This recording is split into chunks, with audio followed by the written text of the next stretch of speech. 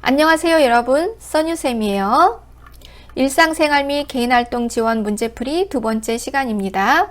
22번 다음 중 당뇨병 대상자의 식품군별 올바른 섭취 방법으로 옳은 것은 당뇨병은 포도당 소변을 보는 병이에요.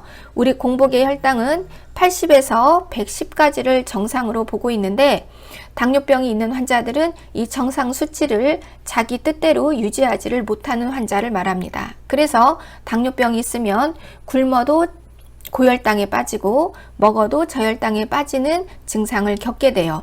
특히 가장 무서운 것은 저혈당 증상이죠. 왜냐하면 저혈당 시간이 오래 지속되면 뇌가 심각할 단계로 손상이 되기 때문이에요.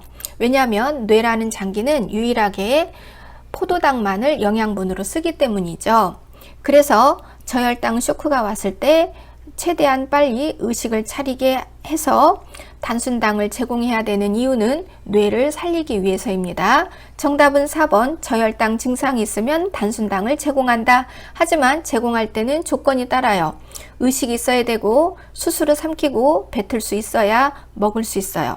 아무리 흔들어도 깨어나지 않는다면 억지로 먹이려고 하지 말고 병원에 데리고 간다가 정답입니다. 4번 저혈당 증상이 있으면 단순당을 제공한다.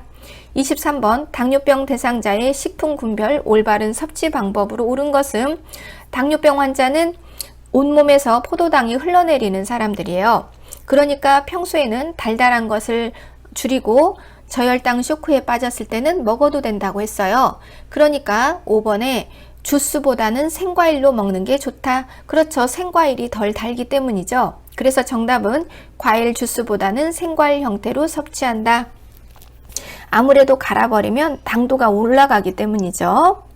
24번에 다음 중 질환에 따라 섭취해야 할 음식으로 올바르게 연결된 것은 4번이죠. 골다공증, 녹색 채소에는 칼슘과 비타민 D가 많아서 뼈의 골질을 튼튼하게 하는데 도움이 됩니다. 그래서 4번 골다공증.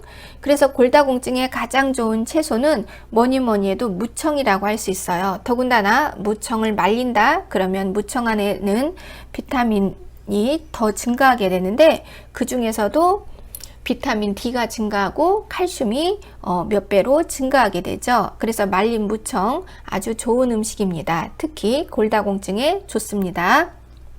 25번 혈당 지수가 높아 당뇨병 대상자가 피해야 할 음식으로 옳은 것은 그러면은 혈당의 수치가 높은 당뇨병 환자는 피해야 된다는 음식을 찾으라는 거죠. 그럼 이 5개 중에서 나중에 포도당으로 많이 분해되는 것을 찾으세요. 탄수화물은 포도당으로 분해가 된다고 했죠. 그러니까 탄수화물의 성향을 가진 것을 찾으세요. 3번 찐감자죠. 그래서 감자는 탄수화물이기 때문에 나중에 포도당으로 분해가 돼서 혈중의 포도당 수치를 올립니다. 아주 먹지 말라는 게 아니라 많이 먹으면 안 된다는 거죠. 그래서 감자, 고구마, 옥수수 이런 것들은 예전에 밥 대신 먹었던 구황작물이에요. 구황작물을 당뇨병 환자는 너무 많이 드셔도 혈중의 포도당 수치가 올라가기 때문에 많이 드시는 것은 나쁘다. 가끔 당뇨병 환자들이 이제 혈당 수치가 잘 조절이 되지 않는 경우가 있어요. 높아지는 거죠. 그러면 환자분이 이렇게 말해요. 많이 먹지 말래서 나 뻥튀기만 먹었는데 왜 이렇게 높게 나와요? 이렇게 말씀을 하시거든요. 뻥튀기 쌀로 만들었죠? 탄수화물이에요. 포도당으로 분해되기 쉬운 탄수화물이기 때문에 혈당 수치가 높게 나오는 겁니다. 그래서 당뇨병 환자는 뻥튀기 이런 거 너무 많이 드셔도 안 되십니다. 26번 혈당 지수가 낮아 포도당 수치가 낮아서 당뇨병 대상자에게 권장되는 식품으로 옳은 것은 그러면 당뇨병 환자에게 좋은 음식은 맛이 없는 음식이에요. 덜 달고 나중에 포도당으로 분해가 덜 되는 거죠. 이 5개 중에서 가장 맛이 없는 음식을 찾으세요. 양배추죠. 양배추는 혈당 수치가 낮은 음식이죠. 야채이기 때문에. 27번에 다음은 특히 어떤 질환의 대상자들이 유의해야 할 식생활인가, 유의는 조심해야 될 식생활인가, 그러면 포인트를 보죠. 저염, 저염은 싱겁게, 그리고 그 밑에 줄에 보면 싱겁게, 저염 치즈를 섭취한다. 현미, 잡곡밥이 좋다. 육류는 살코기 중심으로 먹는다. 신선한 식품을 싱겁게 조리해서 먹는다. 그러면 저염, 짜지 않게, 싱겁게, 짜지 않게. 이 5개 병 중에서 짠 음식을 가장 덜 먹어야 되는 질환을 찾으세요. 짠 것은 압력을 올린다고 했죠. 그래서 고혈압 환자는 짠 음식이 나쁘다고 했어요. 그래서 정답은 2번 고혈압 환자입니다. 고혈압 환자는 짭짤한 짠 음식과 그리고 기름진 음식이 나쁘다고 했죠. 피 속에 기름기 성분이 많으면 많을수록 피가 끈적이니까 압력이 더 올라가고 그 다음에 혈전을 만들어서 또 어딘가 혈관을 막을 수도 있기 때문이죠. 그래서 살코기 중심으로 먹는다가 나왔습니다. 28번에 고혈압이 있는 대상자를 방문했을 때 식탁 위에 아래와 같은 음식이 준비되어 있다. 이때 섭취를 제한하도록 해야 하는 음식은, 이 제한한다는 말은 주지 않는다는 뜻이에요. 그러면 우리 대상자는 누구냐? 고혈압이에요. 그러면 이 5개 중에서 가장 짭짤하고 맛있는 음식을 찾으세요. 소고기 장조림이죠. 사실 없어서 못 먹죠. 고혈압이 있다고 해서 반드시 소고기 장조림을 먹지 말라는 건 아니에요. 조금은 먹어도 되겠죠. 압력을 평소에 늘 다스려라, 이런 뜻으로 이해하시는 게 좋겠습니다. 4번 소고기 장조림이에요. 29번에 고혈압 대상자에게 식사를 제공할 때 적절한 식단은, 그러면 이 5개 중에서 가장 맛없는 식사를 찾으세요. 맛없는 밥상을 찾아보세요. 1번이죠. 보리밥, 시금치, 무침이죠. 그래서 가장 맛없는 밥이 정답입니다. 30번, 씹고 삼키기 어려운 노인을 위한 식생활 지침에 대한 재교육이 필요한 경우로 옳은 것은, 씹는 게 어렵고 삼키는 게 어려운 노인, 그렇죠. 이런 노인들은 유제품과 과일을 매일 먹도록 하고, 음식을 잘게 잘라서 먹도록 하고, 물은 조금씩 나누어서 마시고, 밥을 국이나 물에 말아 먹지 않도록 한다 라고 했죠. 그런데 4번에 보시면 고기나 생선, 콩반찬은 제한한다고 했는데 제한은 주지 않는다고 했죠. 그런데 단백질은 노인에게 있어서 필수 영양분이에요. 그러니까 제한한다고 해서 틀렸네요. 물론 콩조림은 나쁘지만 콩을 응용한 두부나 두유 같은 것은 좋죠. 4번이에요.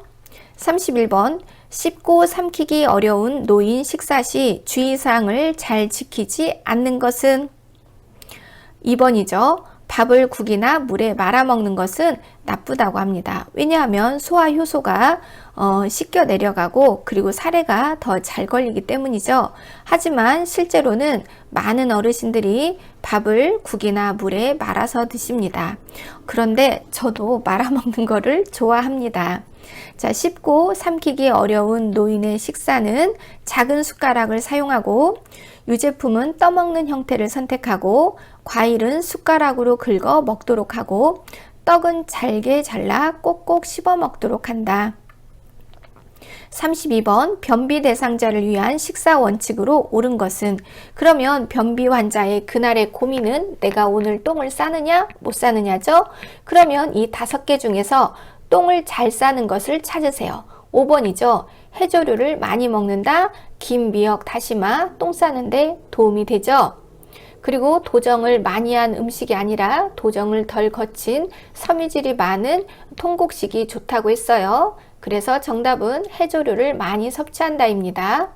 33번, 다음 중 변비가 있는 대상자에게 제한이라는 것은 주지 않는다예요. 주지 않아야 되는 식품으로 옳은 것은, 그러면 이 5개 중에서 똥 싸는 것을 방해하는 음식을 찾으세요. 5번이에요. 홍차, 녹차, 커피, 콜라, 이렇게 카페인이 들어있는 음료들은 이뇨를 발생시킵니다. 이뇨라는 것은 2번 이상 오줌을 싸게 하는 성질인데, 이렇게 소변을 지나치게 너무 많이 봐도 이 대장 안에는 대장액이 있어요. 대장액 속에는 유산균이 들어있고요. 대장균. 그래서 음식을 분해하고 그 다음에 이제 내려온 찌꺼기를 이 똥으로 만드는 작업을 대장균이 합니다.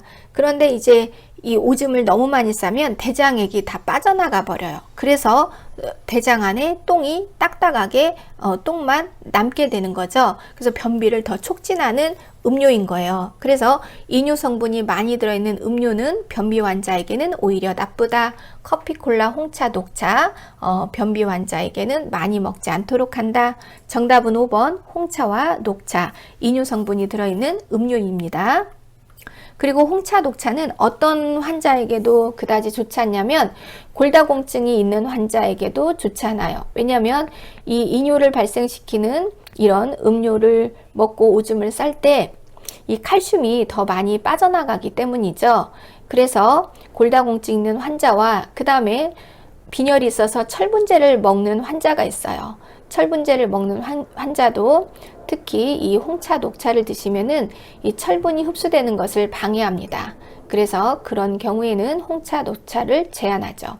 34번에 다음 중 골다공증 대상자의 식사 관리에 대한 설명으로 옳은 것은 골, 뼈골자에 마늘 다자에 구멍 공자, 뼈의 밀도가 낮아지고 구멍이 송송 난 거죠. 이럴 때 뼈를 튼튼하게 하는 칼슘, 비타민 D를 많이 먹으면 좋겠죠. 그래서 2번 칼슘 보충제는 유제품과 함께 먹는다. 2번이에요. 35번 방문 요양 서비스 대상자의 냉장고에서 상한 것으로 보이는 계란찜을 발견했을 때 바람직한 위생관리 방법으로 옳은 것은 3번이죠. 냉장 온도는 적당한지, 다른 음식은 상한 게 없는지 점검한다. 3번이에요. 36번 대상자의 식생활 습관 중 식중독 발생 가능성이 높은 것은 식중독이라는 것은 음식으로 인해서 중독에 빠지는 것을 말해요. 그래서 5번에 어패류를 냉장실에 장기간 두는 것은 매우 위험하죠. 조개는 미틀로톡신, 보거는 테트로톡신, 그 다음에 굴은 베네루핀, 그리고 바닷물고기는 불결하게 요리했을 때 잘못하면 비브리오 폐혈증에 걸릴 수가 있어요. 그래서 어패류는 냉동 보관해야죠. 그래서 가능성이 높은 것은 5번 어패류를 냉장실에 장기간 보관해 먹는다. 이것은 잘못된 거죠. 5번이에요. 식생활 중에 식중독이 생기지 않게 하려면 음식을 소량씩 먹어야 되고요. 그 다음에 먹고 남은 음식은 모두 버리도록 한다. 37번 다음 중 식품별 보관 방법에 대한 설명으로 옳은 것은 그렇죠. 3번 데친 채소는 지퍼백에 넣어서 냉동 보관하고 필요할 때마다 꺼내 쓰도록 한다. 38번에 다음 중 식중독이 발생할 가능성이 높은 경우로 옳은 것은 2번이죠. 달걀은 비벼서 씻으면 쉽게 상해요. 달걀은 단백질이니까 단백질이 상한 것을 부패되었다라고 하죠. 부패된 것을 모르고 계란 후라이를 해 먹으면은 설사, 복통을 일으킬 수가 있죠. 2번 달걀은 비벼서 씻어서 보관한다. 잘못된 거예요. 39번에 다음 중 육류 보관하는 방법으로 옳은 것은 3번이죠. 닭고기는 냉장 보관 시 술과 소금으로 밑간을 해둔다. 좋은 방법입니다. 40번 냉장실과 냉동실에 식품 보관하는 방법으로 옳은 것은 5번이죠. 냉기의 순환을 방해하지 않도록 용기 사이를 띄워서 놓는다. 41번 냉장실과 냉동실에 음식을 보관할 때 공간을 두어야 하는 이유는 그렇죠. 냉기의 순환을 방해하지 않기 위해서입니다. 3번 냉기의 순환을 방해하지 않기 위해서. 42번에 다음 중 안전한 식품 섭취를 위한 방법으로 옳은 것은 안전하다는 말은 식중독이 생기지 않게 한다는 말이죠. 계란이나 해산물은 완전히 익힌다. 우리가 익힌다라는 것은 그 안에 들어있는 세균이나 바이러스, 박테리아를 죽인다는 거예요. 그래서 75도 이상의 열을 가하면 웬만한 세균, 바이러스 이런 것들이 죽어서 식중독의 위험에 노출되는 일이 거의 생기지 않는다는 거죠. 우리가 식중독을 가장 많이 일으키는 성분은 뭐니 해도 단백질 성분이에요. 그래서 단백질 식재료를 다룰 때 좀 더 신중해야 합니다. 1번 계란, 해산물은 완전히 익힌다. 43번 냉동식품을 실온이 아닌 냉장실에서 천천히 해동해야 하는 이유는 세균이 증식되기 때문에 천천히 해동해야죠. 44번에 다음 중 식중독 예방 방법으로 옳은 것은 2번이에요. 고기, 생선류는 충분히 가열 조리한다. 왜냐하면 고기와 생선은 단백질이죠. 우리 세균, 바이러스 이런 애들은 단세포예요. 그래서 단세포니까 단순한 단백질 구조로 되어 있어요. 세균이나 바이러스 이런 단세포가 왜 우리 몸을 공격하냐면 단세포니까 단백질이라고 했죠. 그러면 이와 같은 자기 몸을 유지하려면 자기와 같은 단백질에게서부터 영양분을 받아 먹어야 하는 거예요. 그래서 단백질 세포수가 많은 대상을 공격하는데 그게 사람과 가축, 짐승이 되는 거예요. 그리고 생선도 단백질 성분이 많은 다세포니까 생선도 당연히 세균이나 바이러스가 침범, 기생해서 살 수 있는 근거지가 되는 거죠. 그래서 이런 단백질 덩어리는 충분히 가열을 하는 게 좋습니다. 이번에 고기, 생선류는 충분히 가열을 해서 그 안에 들어있는 기생충, 세균, 바이러스를 죽이도록 한다. 2번이에요. 45번 싱크대 배수구의 악취를 없애고 환경오염도 예방할 수 있는 것은 이 중에서 골라라. 그렇죠. 식초죠. 락스는 아무래도 환경오염을 촉진하는 거니까 식초가 가장 무난하겠죠. 46번에 재가 대상자를 위한 식기 및 주방을 위생적으로 관리하는 방법으로 옳은 것은 4번이죠. 기름기가 많은 그릇은 종이 타월로 한번 닦고 설거지를 하도록 한다. 그래서 우리가 씻을 때는 깨끗한 것을 먼저 씻고 더러운 것을 맨 마지막에 씻어요. 그래서 깨끗한 쪽에서 더러운 쪽으로 씻는다. 47번 다음 중 주방의 위생 관리로 옳은 것을 찾아라. 4번이죠. 냉장고는 소독용 알코올을 묻혀 닦으면 악취가 없어진다. 이 소독용 알코올도 좋고요. 30도짜리 소주로 닦으셔도 담금주 소주로 닦으셔도 좋습니다. 소주로 닦아도 이게 소독이 되고 냄새도 싹 사라지거든요. 4번이에요. 48번 다음 중 식기 및 주방의 위생관리 방법으로 옳은 것은 위생이라고 했죠. 냄새 나지 않게 하는 거, 꿉꿉하지 않게 하는 거. 4번 냉장고의 커피나 녹차 티백은 탈취제 역할을 한다. 습기도 빨아들이고 냄새도 빨아들이는 역할을 한다. 4번 냉장고의 커피나 녹차 티백은 좋은 탈취제 역할을 한다. 그러면 오늘은 여기까지. 다음 시간에 이어지도록 하겠습니다. 수고하셨습니다.